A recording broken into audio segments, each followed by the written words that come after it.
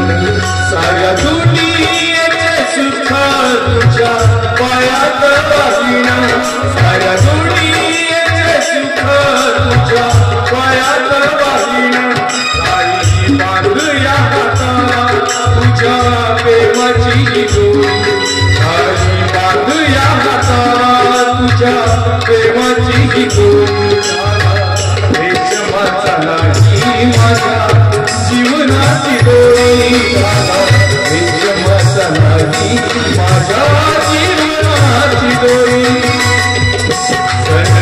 रात्रीचा हारा देव प्रेमाची शिदोरी रात्रीचा हारा देव प्रेमाची शिदोरी रेशमाचा नाही माझ्या जीवनाची दोरी रेशमाचा नाही माझ्या जीवनाची दोरी रेशमाचा नाही माझ्या जीवनाची दोरी.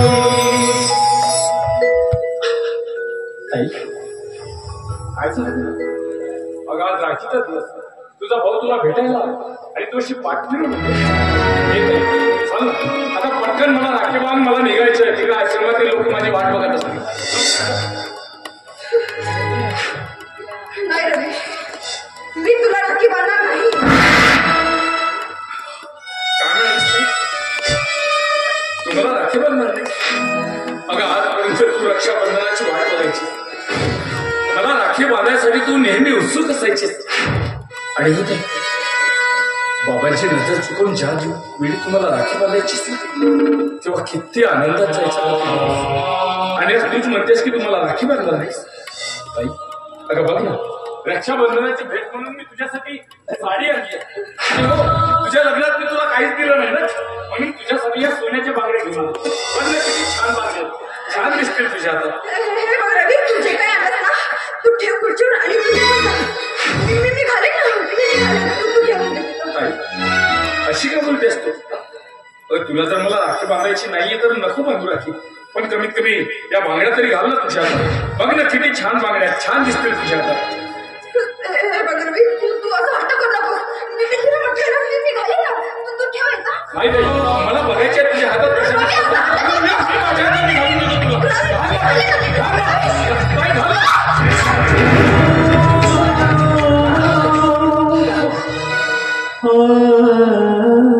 मला बघू दे काय झालं तुझ्या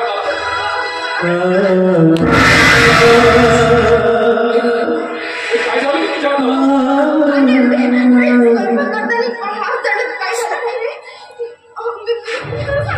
नाही खोटं बोलतेस खोटं बोलतेस. आता माझ्या लक्षात आलं की तुम्हाला राखी का बांधत नव्हती. राखी बांधताना तुझा हात जळालेला हात माझ्या समोर येईल आणि मला सत्य कळेल म्हणून तू मला राखी बांधत नव्हतीस. ताई त्या परमेश्वरानं सगळ्याचे सगळे दुःख फक्त तुझ्या एकटीच्याच नशिबात दिलेत का? आई बाबांनी कधी तुझ्या डोक्यावरून मायेनं हात फिरवला नाही. बाबांनी कधी त्यांची मुलगी म्हणून तुला आवाज दिला नाही आणि आई तर सदा न कदा तुझा तिरस्कारच करायची. आई एखाद्या मोलकरणीसारखी राबलीच ग तू आमच्याकडे. वाटलं होतं तुझ्या सासरी तरी तुला सुख मिळेल पण नाही. ताई सुख तर तुझ्या नशिबातच नाहीये का? तुझ्या नशिबातच नाहीये. परमेश्वर अरे का असा वागतोस तू? मी तर मनोमनी तुला प्रार्थना करायची की परमेश्वरा माझ्या वाट्याचं सुख सुद्धा तू माझ्या बहिणीला मिळू दे. का सगळ्याच्या सगळ्या दुःखात तिच्या एकटीच्या नशिबी दिल्या?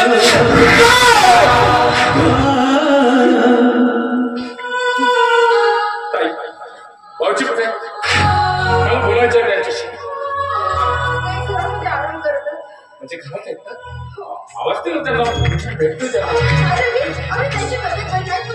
आई मी आजपर्यंत भाऊजीला बघितलं सुद्धा नाही. त्यांच्याशी कधी बोललो ना आई आलीच तर त्यांना भेटू. आई तू आवाज भाऊजी भाऊजी आई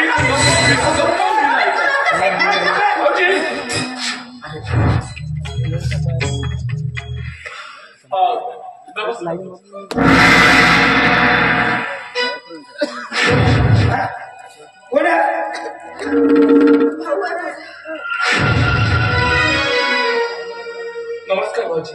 तुझ्या बापाची इच्छा होती की तू नसताना आमच्या दोघांचं लग्न व्हावं. हो ना, म्हणूनच तुम्ही मला कदाचित ओळखलं नसेल ना. आपली पहिलीच भेट आहे. पण जाऊ द्या भाऊजी, जे झालं ते झालं. माझी तुम्हाला एक विनंती आहे. माझ्या ताईला आमच्या घरात कधी प्रेम मिळालं नाही. आता कमीत कमी तुमच्याकडून तरी तिला प्रेम सुख मिळू द्या. कारण तिला इथं काही त्रास आहे नाही. इतर बायकासारखी ती दुसऱ्याच्या घरी जुनी भांडी करायला जाते. आता लहान मोठी भांडणं कोणाच्या घरी होत नाही. तर पण ते आता 2 जीवांची आहेत. तुमच्या मुलाची आई होणार आहे ना ती. मग तुम्ही तिची काळजी नको का घ्यायला? जगात का तुझी बहीणच आई होणार का रे? इतर मुली कधी आई झाली नाही. अरे काय बोलतोय तू? हे खेड्या गप्पू मला सांगतो साले साहेब, मला ना एक शंका आहे. हिच्या पोटात वाढणारं बाळ ते माझं आहे का आणखी दुसऱ्या कोणाचं? तुमची बहीण आहे ना, ही 1 नंबरची वेश्या आहे. खूप सहन केला मी तुझा आतापर्यंत. हे बघ, आता जे बोलास ते बोलास, पण यानंतर माझ्या बहिणीविषयी एक शब्द जरी वाईट व्हायचे ना, तर तुझी मान तुझ्या घरापासून वेगळी काय काय मला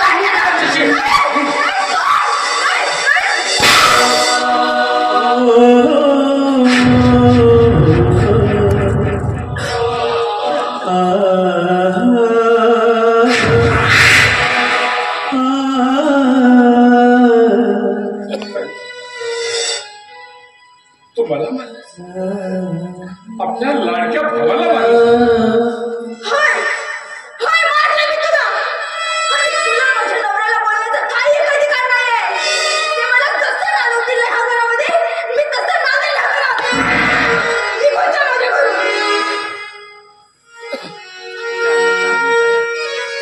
ठीक आहे, निघून जाईल मी, निघून जाईल. तसाच निघाला माझा अपमान करून, आणि माझी माफी कोण मागणार आहे? चल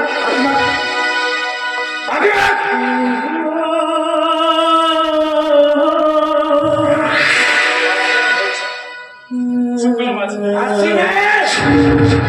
तुझं ते बाहेर निघालेलं ना, माझ्या बाहेर घासून माफी मागायची.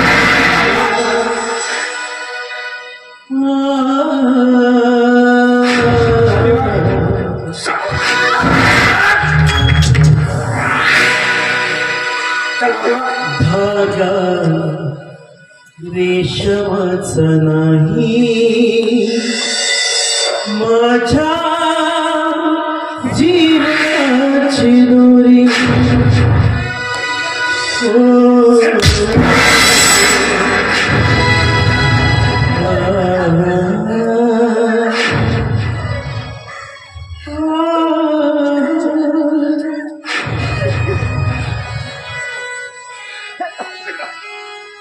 एवढ्या दिवसाने तू आमच्या घरात आलास, तुझा अपमान झाला आणि मी काही करू शकलो नाही. माझ्या बहिणीच्या सुखासाठी मला कितीही अपमान सहन करावं लागला तरी चालेल. सगळं सहन करेन मी माझ्या बहिणीसाठी, सगळं सहन करेन मी.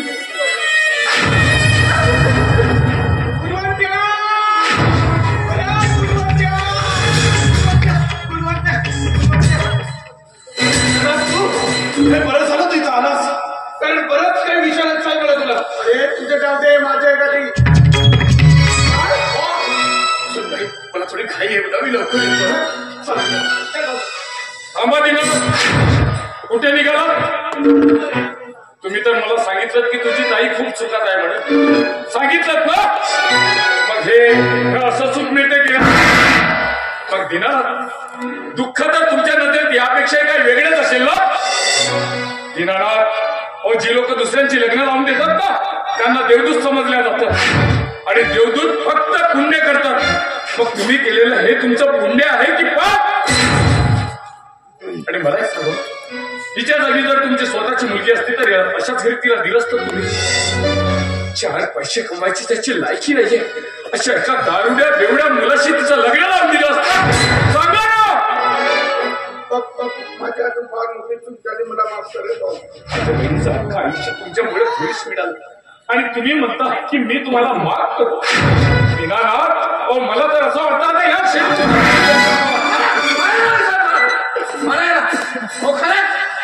खूप नीच नालायक माणूस आहे, खूप पापी माणूस आहे. त्याचे पाप ऐकायचे आहेत तुम्हाला? ऐका नाही साहेब. पाप नंबर 1, गंगाराम बंडपंत विश्वास. दुसरे तिसरे कोणी नसून तुमचे सख्खे आजोबा आहे. पण तुमच्या वडिलांनी जिवंतपणी त्यांना मारलं. आणि रवी साहेब, पाप नंबर 2, आता जे घर बघून आलात ना ते तुमच्या आजोबाचे आहे, पण ते घर तुमच्या वडिलांनी विकलं. आणि ते घर तुमच्या वडिलांसाठी म्हणून या माणसाने विकत घेतलं. पाप नंबर 3, सुमन, सरकारकडून तुम्हाला दर महिन्याला जे मानधन मिळतं ना ते सरकारकडून नाही तर सरकारचं नाव पुढे करून हा माणूस स्वतःच्या खिशातून देतो. पाप नंबर 4, सुमन, तुझं लग्न या घरात का लावून दिलं तुला माहित आहे? तर तू तुझ्या दारुड्या नवऱ्याला सुधरावं व तुझ्या सासऱ्याची सेवा करावी असा या माणसाला विश्वास होता म्हणून एवढा नीच नालायक माणूस आहे. मला या मला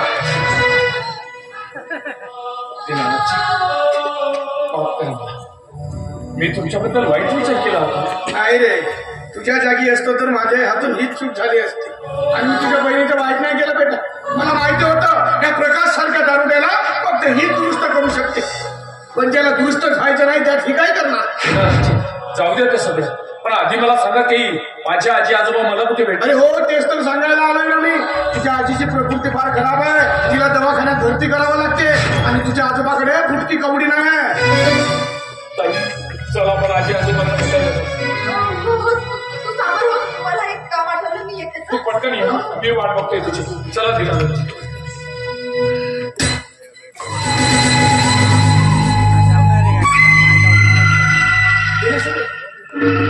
नाही, तुझा भाऊ माझा अपमान करून गेला.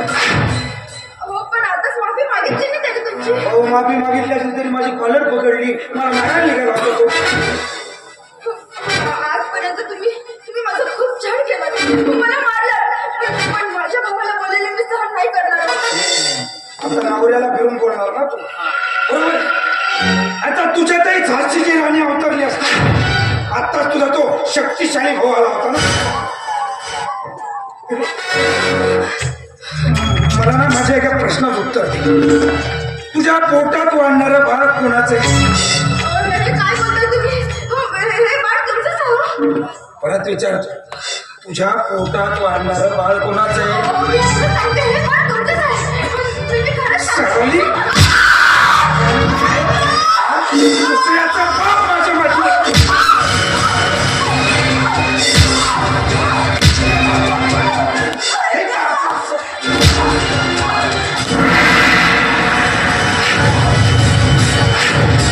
मित्रांनो, तुम्हाला व्हिडिओ आवडला असेल तर व्हिडिओला लाईक करायला विसरू नका व झाडीपट्टीमधील नाटक व इतर कार्यक्रमाचे व्हिडिओ बघण्यासाठी झाडीपट्टी मिनगिरे या चॅनलला सबस्क्राईब करा व बेल आयकॉन दाबायला विसरू नका, जेणेकरून नाटकाचे संपूर्ण व्हिडिओ तुमच्यापर्यंत लवकरात लवकर पोहोचतील. धन्यवाद.